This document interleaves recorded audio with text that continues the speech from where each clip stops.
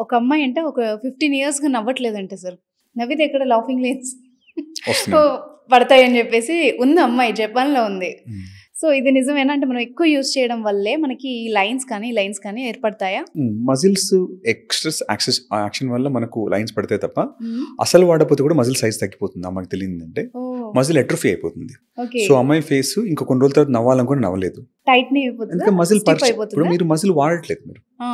మీరు యాక్సిడెంట్ అయినప్పుడు చూడండి, మీరు లెగ్స్ని చూడండి ఎవరికైనా. ఆ! వాడు ఒక 4-5 మంత్స్ మీరు హాస్పిటల్లో ఉంటే ఆ లెగ్ అంతా చిన్నగా అయిపోతుంది. ఎందుకు? ఓకే. మీరు మజిల్ వాడట్లేదు కాబట్టి.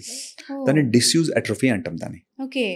మీరు మజిల్ మీ జిమ్లో చూడండి. హ్మ్. మీరు బైసెప్ చేసినప్పుడు వాడు మీరు ఫోకస్ అంటుంటాడు. హ్మ్. ఎందుకంటే మీ బ్రెయిన్కి ఆ మజిల్కి నెట్వర్క్ ఎస్టాబ్లిష్ అవ్వాలి. హ్మ్. సో మీరు చూసుకొని దాన్ని పంప్ చేసినప్పుడే పంప్ అవుతుంది.